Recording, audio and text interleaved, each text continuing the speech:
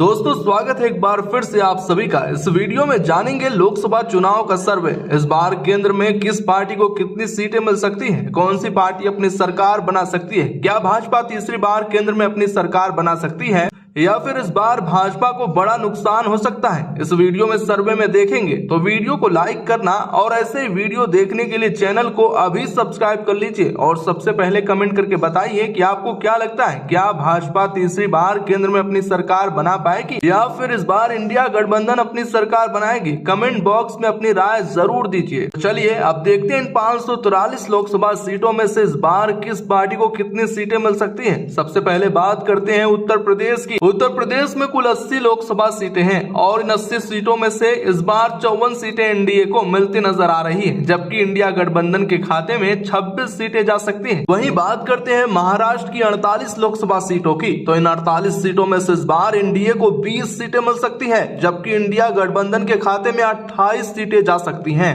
वहीं बात करते हैं अगले राज्य की, तो अगला राज्य है पश्चिम बंगाल। यहाँ पर कुल 42 लोकसभा सीटें हैं और दोस्तों इन 42 सीटों में से इस बार एनडीए को यानी भाजपा गठबंधन को मात्र 12 सीटें मिलती नजर आ रही हैं, जबकि इंडिया गठबंधन के खाते में 30 सीटें जा सकती हैं। इस बार पश्चिम बंगाल में भाजपा को बड़ा नुकसान हो सकता है, जबकि इंडिया गठबंधन को यहाँ पर काफी ज्यादा फायदा मिल सकता है। तो दोस्तों यहाँ पर आपके सामने 170 सीटों का सर्वे आ चुका है और इन 170 सीटों में से एनडीए को 86 सीटें मिलती नजर आ रही हैं, जबकि इंडिया गठबंधन के खाते में 84 सीटें जाती नजर आ रही हैं। सर्वे पर पूरा अंत तक बने रहिएगा, बहुत ही सटीक सर्वे आपके लिए लेकर आए हैं। वहीं बात करते हैं अगले राज्य की, तो अगला राज्य है बिहार। यहाँ पर कुल 40 लोकसभा सीटें हैं और इन 40 लोकसभा सीटों में से इस बार एनडीए को 12 सीटें जाती नजर आ रही है, जबकि इंडिया गठबंधन के खाते में 28 सीटें जा सकती हैं। इस बार बिहार में भाजपा को बड़ा नुकसान हो सकता है, जबकि इंडिया गठबंधन को यहाँ पर काफी ज्यादा फायदा मिल सकता है, 28 सीटें मिल सकती है। वहीं अगर बात करते हैं तमिलनाडु की, तो तमिलनाडु की 49 लोकसभा सीटों में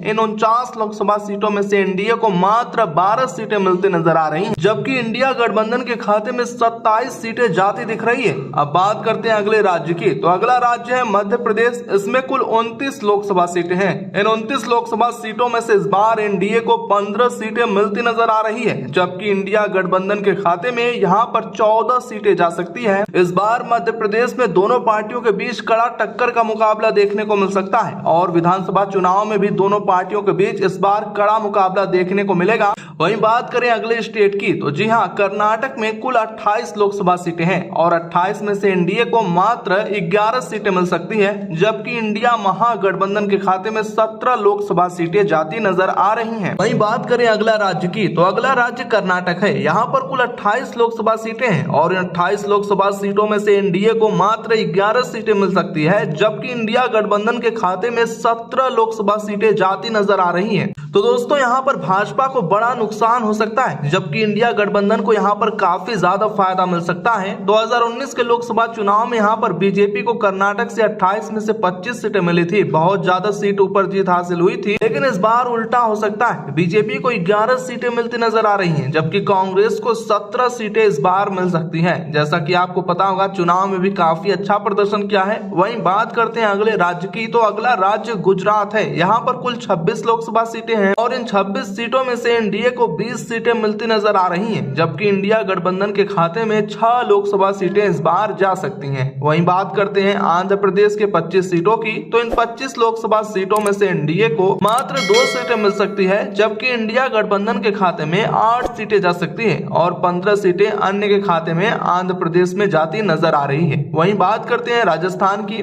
राजस्थान में कुल 25 लोकसभा सीटें हैं और 25 सीटों में से एनडीए को 12 सीटें मिल सकती है, जबकि इंडिया गठबंधन के खाते में यहाँ पर 13 लोकसभा सीटें जाती दिख रही है। इस बार राजस्थान में दोनों पार्टियों के बीच कड़ा मुकाबला देखने को मिल सकता है। वैसे दोस्तों राजस्थान के विधानसभा चुनाव में भी ऐसा ही कुछ कड़ी टक्कर देखने को मिल रही है। अब बात करते हैं ओडिशा की 21 लोकसभा सीटों की। इन 21 सीटों में से एनडीए को मात्र 2 सीटें मिल सकती है, जबकि इंडिया गठबंधन के खाते में भी 2 सीटें ही जा रही है। वहीं अन्य के खाते में 17 सीटें जा सकती है। वहां पर ओडिशा में एक बड़ा पार्टी है आपको पता होगा उसी की सरकार भी है। वहीं बात करते हैं केरल के 20 सीटों की, तो इन 20 लोकसभा सीटों में से एनडीए को एक भी सीट मिलती नजर नहीं आ रही है, जबकि इंडिया गठबंधन के खाते में 15 सीटें जा सकती है और अन्य के खाते में 5 सीटें जा सकती है। वहीं बात करते हैं तेलंगाना की 17 सीटों की, तो इन 17 लोकसभा सीटों में से इस बार एनडीए को 5 सीटें मिल सकती है, जबकि इंडिया गठबंधन के खाते में यहाँ पर 12 सीटें जाती नजर आ रही है। वहीं असम के 14 लोकसभा सीटों की बात करें तो इन 14 लोकसभा सीटों में से इस बार एनडीए को 12 सीटें मिलती नजर आ रही है, जबकि इंडिया गठबंधन के खाते में इस बार 2 सीटें जा सकती है।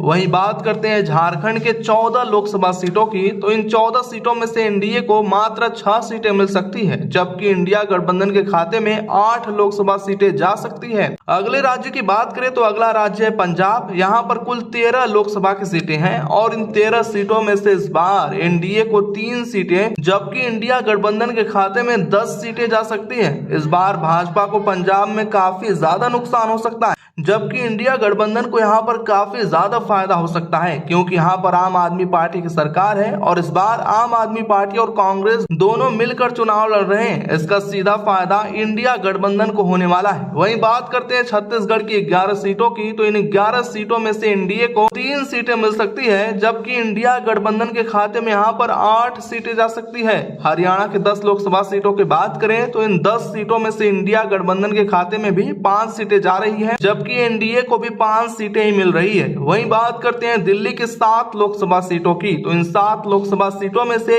एनडीए को 2 सीटें मिल सकती है, जबकि इंडिया गठबंधन के खाते में 5 सीटें जा सकती है। वहीं बात करते हैं जम्मू कश्मीर के 6 सीटों की, तो इन 6 लोकसभा सीटों में से एनडीए को 3 सीटें मिल सकती है। 3 सीट इंडिया गठबंधन के खाते में जा सकती है। वहीं उत्तराखंड की 5 लोकसभा सीटों की बात करें तो इन 5 सीटों में से एनडीए को 2 सीटें मिल सकती है, जबकि इंडिया गठबंधन के खाते में 3 सीटें जा सकती है। वहीं बात करते हैं हिमाचल प्रदेश की 4 लोकसभा सीटों की, तो इन 4 सीटों में से इस बार एनडीए को 1 सीट मिल सकती है, जबकि इंडिया गठबंधन के खाते में 3 सीटें जा सकती है। इस बार हिमाचल प्रदेश में विधानसभा चुनाव की तरह भाजपा का लोकसभा चुनाव में भी बड़ा नुकसान होने वाला है। वहीं बात करते हैं अगले राज्य की। अगला राज्य मणिपुर, यहाँ पर कुल 2 सीटें हैं और इन 2 लोकसभा सीटों में से इस बार एनडीए को 1 भी सीट मिलती नजर नहीं आ रही है। आपको पता होगा कि एनडीए की सरकार में मणिपुर में क्या क्या हुआ है, तो अब इंडिया गठबंधन के खाते में दोनों सीटें जा सकती है। वहीं बात करते हैं मेघालय की 2 सीटों की, तो इन 2 सीटों में से इस बार एनडीए को 1 सीट मिलती नजर आ रही है, जबकि 1 सीट इंडिया गठबंधन के खाते में जा सकती है। वहीं त्रिपुरा की 2 सीटों की बात करें तो इन 2 सीटों में से 1 सीट एनडीए को मिल सकती है, जबकि 1 सीट इंडिया गठबंधन के खाते में जा सकती है। वहीं त्रिपुरा की 2 सीटों की बात करें तो इन 2 सीटों में से 1 सीट एनडीए को मिल सकती है, जबकि 1 सीट इंडिया गठबंधन के खाते में जा सकती है। वहीं बात करें मिजोरम की 1 सीट की, तो 1 सीट एनडीए को मिल सकती है। नागालैंड की 1 सीट की बात करें तो 1 सीट इंडिया गठबंधन के खाते में जा सकती है। सिक्किम की 1 सीट की बात करें तो 1 सीट भी इंडिया गठबंधन के खाते में जा सकती है। वहीं केंद्र शासित प्रदेश के 6 सीटों की बात करें तो इन 6 सीटों में से एनडीए को 3 सीटें मिल सकती है, जबकि इंडिया गठबंधन के खाते में भी 3 सीटें जा सकती है। तो दोस्तों यहाँ पर आपके सामने सभी 543 लोकसभा सीटों का सर्वे आ चुका है और इन 543 सीटों में से इस बार आपके सामने एनडीए को 220 सीटें मिलती नजर आ रही हैं, जबकि इंडिया गठबंधन के खाते में 283 सीटें जा सकती है और अन्य के खाते में 38 सीटें इस बार जा सकती है। दोस्तों देश में सरकार बनाने के लिए 272 सीटों के जादुई आंकड़े को छूने की जरूरत होती है, जो कि इस बार इंडिया गठबंधन के खाते में 283 सीटें जाकर इंडिया गठबंधन को बहुमत मिलता दिख रहा है। वैसे दोस्तों आपको क्या लगता है इस बार किस पार्टी को कितनी सीटें मिल सकती है, कमेंट करके बताइए और इस वीडियो को लाइक